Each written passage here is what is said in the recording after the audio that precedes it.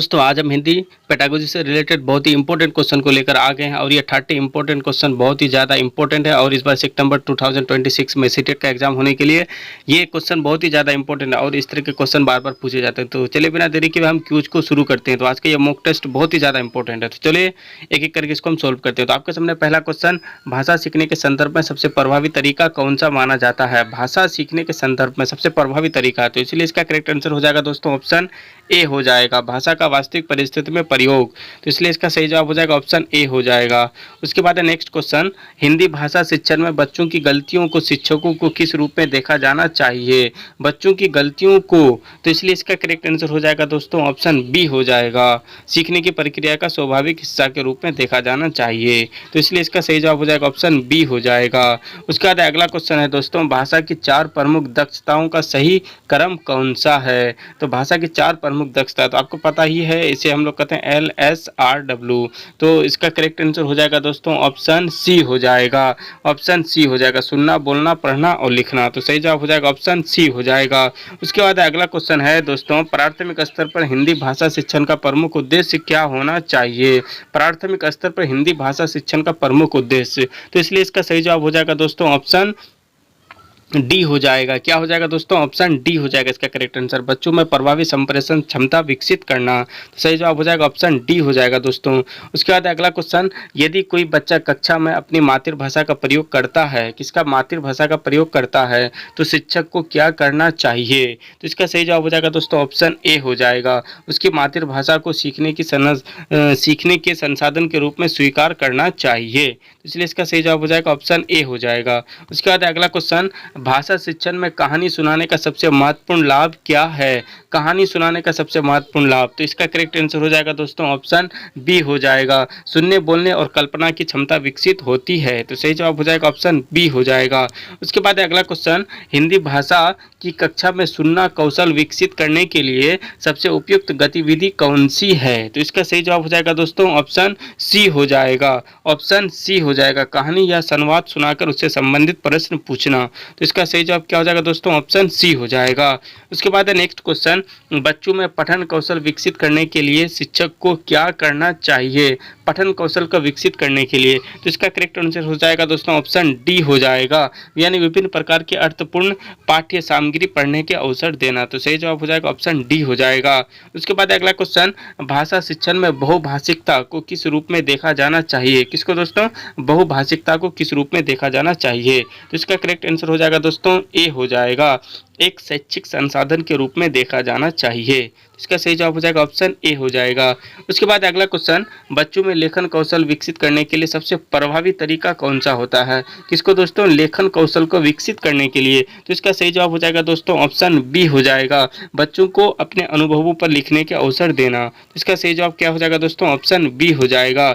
उसके बाद अगला क्वेश्चन, भाषा कक्षा में समूह कार्य का प्रमुख लाभ क्या है? किसका दोस्तों? समूह कार्य का प्रमुख लाभ क्या है? तो इसका सही जवाब हो जाएगा दोस्तों ऑप्शन सी हो जाएगा, बच्चों को परस्पर संवाद और सहयोग का अवसर मिलता है। तो सही जवाब हो जाएगा ऑप्शन सी हो जाएगा। इसके बाद अगला क्वेश्चन, हिंदी व्याकरण पढ़ाने का सबसे उपयुक्त तरीका क्या है? क्या है दोस्तों? हिंदी व्याकरण को पढ़ाने का सबसे उपयुक्त तरीका, तो इसका करेक्ट आंसर क्या हो जाएगा दोस्तों? ऑप्शन डी हो जाएगा, भाषा के संदर्भ और प्रयोग के माध्यम से व्याकरण को समझाना ही हिंदी व्याकरण पढ़ाने का सबसे उपयुक्त तरीका है। तो सही जवाब हो जाएगा ऑप्शन डी हो जाएगा। उसके बाद अगला क्वेश्चन, यदि कोई बच्चा पढ़ते समय बार बार गलत उच्चारण करता है तो शिक्षक को क्या करना चाहिए? तो किसकी बात यह कर रही है दोस्तों? पढ़ते समय बार बार गलत उच्चारण करता है, तो इसका सही आंसर क्या हो जाएगा दोस्तों? ऑप्शन ए हो जाएगा, सही उच्चारण का उदाहरण देकर अभ्यास के अवसर देना चाहिए बच्चों को। तो इसलिए इसका सही जवाब हो जाएगा ऑप्शन ए हो जाएगा। उसके बाद है अगला क्वेश्चन, भाषा सीखने के संदर्भ में क्या महत्व है? भाषा सीखने में संदर्भ का क्या महत्व है? संदर्भ की बात यहाँ पूछ रही है दोस्तों, तो इसका करेक्ट आंसर क्या हो जाएगा दोस्तों? ऑप्शन बी हो जाएगा, संदर्भ शब्दों और वाक्यों के अर्थ को समझने में सहायता करता है। तो इसलिए इसका सही जवाब हो जाएगा दोस्तों ऑप्शन बी हो जाएगा। उसके बाद बाद है अगला क्वेश्चन, हिंदी शिक्षण में चित्रों का प्रयोग क्यों उपयोगी है? किसका दोस्तों? चित्रों का प्रयोग क्यों उपयोगी है हिंदी शिक्षण में? तो इसका करेक्ट आंसर क्या हो जाएगा दोस्तों? ऑप्शन सी हो जाएगा। ये बच्चों को अर्थ समझने और अभिव्यक्ति करने में सहायता करता है। तो इसलिए क्या है दोस्तों, हिंदी शिक्षण में चित्रों का प्रयोग बहुत ज़्यादा उपयोगी होता है। तो इसका सही जवाब क्या हो जाएगा? ऑप्शन सी हो जाएगा। उसके बाद अगला क्वेश्चन, भाषा सीखने के लिए बच्चों को सबसे अधिक किस प्रकार का वातावरण चाहिए? बच्चों को भाषा सीखने के लिए सबसे अधिक किस प्रकार का वातावरण चाहिए? तो इसका करेक्ट आंसर हो जाएगा दोस्तों ऑप्शन डी हो जाएगा। ऐसा वातावरण जहां बच्चे स्वतंत्र रूप से भाषा का प्रयोग कर सके, स्वतंत्र रूप से यानी फ्री रूप से भाषा का प्रयोग कर सके। तो इसलिए इसका करेक्ट आंसर हो जाएगा ऑप्शन डी हो जाएगा। उसके बाद अगला क्वेश्चन, रचनात्मक लेखन का उदाहरण कौन सा है? किसकी बात पूछ रही है दोस्तों? रचनात्मक लेखन की पूछ रहा है दोस्तों। तो इसलिए इसका करेक्ट आंसर क्या हो जाएगा दोस्तों? ऑप्शन ए हो जाएगा। दिए गए विषय पर अपनी कल्पना से कहानी लिखना ही रचनात्मक लेखन का उदाहरण है। तो इसलिए इसका सही जवाब हो जाएगा ऑप्शन ए हो जाएगा। उसके बाद है अगला क्वेश्चन, भाषा शिक्षण में बाल केंद्रित दृष्टिकोण का अर्थ क्या है? किसमें दोस्तों? भाषा शिक्षण में बाल केंद्रित दृष्टिकोण का अर्थ क्या है? तो इसका सही जवाब क्या हो जाएगा दोस्तों? ऑप्शन बी हो जाएगा। बच्चों की रुचि, अनुभव और आवश्यकताओं को महत्व देना। तो इसलिए इसका सही जवाब क्या हो जाएगा दोस्तों? ऑप्शन बी हो जाएगा। उसके बाद अगला क्वेश्चन, शब्द भंडार बढ़ाने के लिए कौन सी गतिविधि अधिक प्रभावी है? किसके लिए दोस्तों? शब्द भंडार बढ़ाने के लिए। तो इसलिए इसका करेक्ट आंसर क्या हो जाएगा दोस्तों? ऑप्शन सी हो जाएगा। नए शब्दों का विभिन्न संदर्भों में प्रयोग करना। सही जवाब हो जाएगा ऑप्शन सी हो जाएगा। उसके बाद अगला क्वेश्चन, भाषा शिक्षण में सहपाठी अधिगम का अर्थ क्या है? क्या है दोस्तों सहपाठी अधिगम का अर्थ क्या है? तो इसलिए इसका करेक्ट आंसर क्या हो जाएगा दोस्तों? ऑप्शन डी हो जाएगा। सहपाठियों के साथ बातचीत और सहयोग से सीखना ही सहपाठी अधिगम होता है। तो इसलिए इसका सही जवाब हो जाएगा ऑप्शन डी हो जाएगा। उसके बाद अगला क्वेश्चन, कविता शिक्षण का प्रमुख उद्देश्य क्या होना चाहिए? किसका दोस्तों? कविता शिक्षण का प्रमुख उद्देश्य क्या होना चाहिए? तो इसका करेक्ट आंसर क्या हो जाएगा दोस्तों? ऑप्शन ए हो जाएगा। कविता की भावनात्मक एवं सौंदर्यात्मक समझ विकसित करना ही कविता शिक्षण का प्रमुख उद्देश्य है। तो सही जवाब क्या हो जाएगा? ऑप्शन ए हो जाएगा। उसके बाद नेक्स्ट क्वेश्चन, भाषा मूल्यांकन में पोर्टफोलियो का उपयोग क्यों किया जाता है? क्वेश्चन दिया हुआ है पोर्टफोलियो का उपयोग क्यों किया जाता है भाषा मूल्यांकन में? तो इसका करेक्ट आंसर क्या हो जाएगा दोस्तों? ऑप्शन बी हो जाएगा। बच्चे की सीखने की प्रगति और कार्यों का निरंतर रिकॉर्ड रखने के लिए ही भाषा मूल्यांकन में पोर्टफोलियो का उपयोग किया जाता है। तो इसका सही जवाब हो जाएगा ऑप्शन बी हो जाएगा। उसके बाद अगला क्वेश्चन, भाषा कक्षा में प्रश्न पूछते समय शिक्षक को किस बात का ध्यान रखना चाहिए? क्वेश्चन दिया हुआ है भाषा कक्षा में प्रश्न पूछते समय शिक्षक को किस बात का ध्यान रखना चाहिए? यानी भाषा कक्षा में प्रश्न जो पूछते हैं उस समय शिक्षक को किस बात का ध्यान रखना चाहिए? तो इसका करेक्ट आंसर क्या हो जाएगा दोस्तों? ऑप्शन सी हो जाएगा।